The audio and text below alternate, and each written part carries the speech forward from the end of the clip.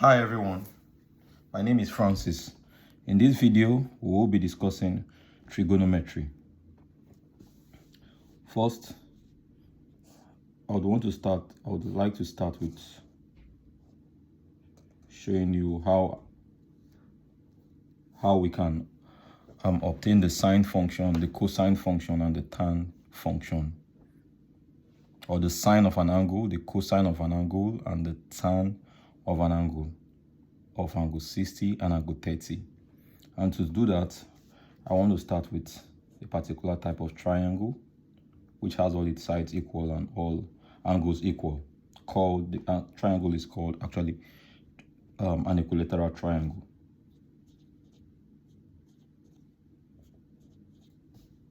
So when I divide one of the angles into two, I will have a right angle triangle for which one side of this part will become 30 and the other side 30. If I give this side of the angle to be 2, then every other side also will be 2. And if I divide this side by 2, I would have each of the bases of the right angle triangle to be 1. The hypotenuse remains 2, but the height, I don't know. So to do that, to find the height, what do I need to do? I simply use the Pythagoras theorem that says that the squares of the hypotenuse is equal to the square of one side of the triangle of this part plus the square of this side. So with that said, I would write h squared plus 1 squared equals to 2 squared. Then h becomes 4 minus 1 or root h root 3. So with that said, I would give this the value of h here then becomes 3. All right. So what is the sine of 30? Now we're going to use this mnemonic. There is an mnemonic I would introduce here, and the mnemonic is nothing other than so ka tua. So here means sine, this means cosine, and this means tan. Opposite here means the O here means opposite, H here means hypotenuse, and A here means adjacent. Now you have to keep something in mind. Whenever you want to say the sine of a particular angle, which say if we have sine a particular angle theta, call it theta, will be equals to opposite, whatever value we have as the opposite, all over the hypotenuse. Same goes with cosine, which is cos a particular angle, whatever angle of reference we're looking at, over the adjacent over hypotenuse. Then with using the same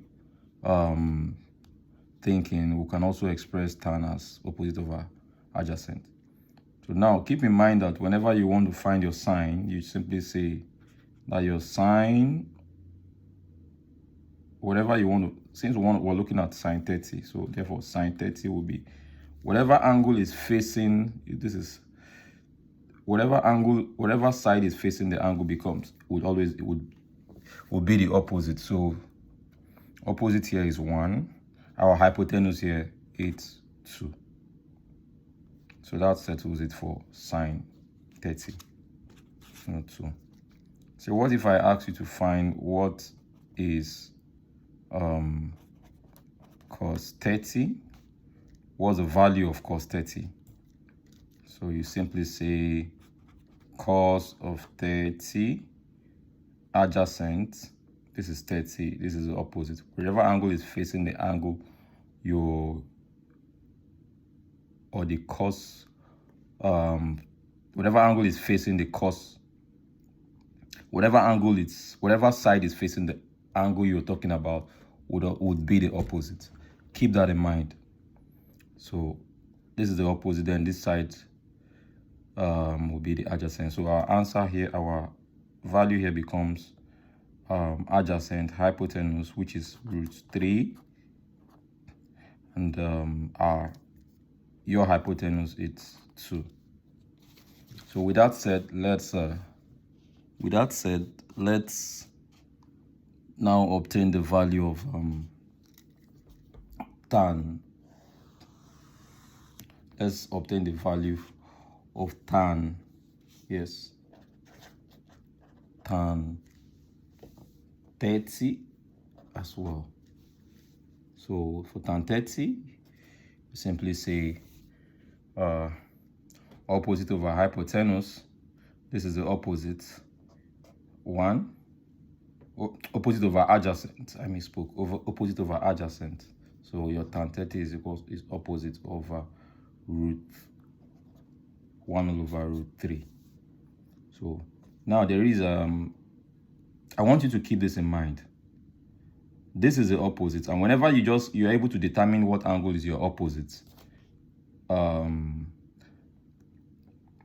other side, the hypotenuse remains the same, is independent of whichever angle you're looking at. So it remains the same no matter what angle is facing, no matter what side is facing the angle you're talking about, your angle of reference. So with that said, since this is your opposite, automatically this becomes your adjacent. And if tan 60 is what you're looking at, whatever angle is facing, whatever side is facing your tan 60 becomes the opposite. And then if this becomes the opposite, then obviously this side would be your adjacent. So with that said, I leave you to lay your hands on, play around with looking for sine 60, cos 60, tan 60. So, but for our purposes, I would want to, let me just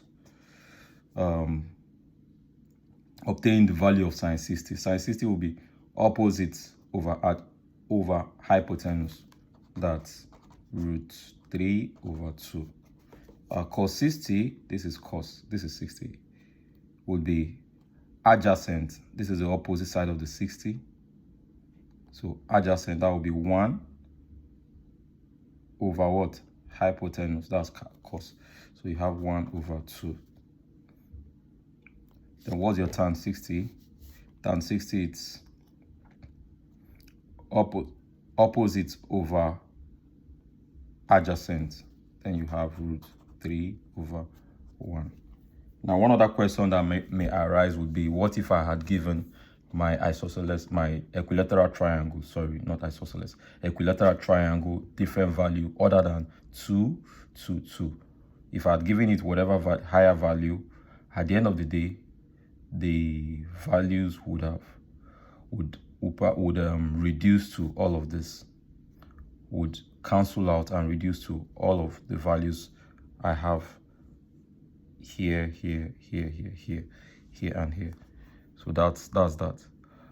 For what we have done now, there are a couple of there is a theorem that follows from what I have done now, and which is that whenever you have sine, so I'll call this theorem 1. So whenever you have that our sine 30 equals what? Which is half, equals what? Our cos 60. In that case, that leads me, the formulation I can make from this would be to say that whenever I have a sine theta, I can write the cos of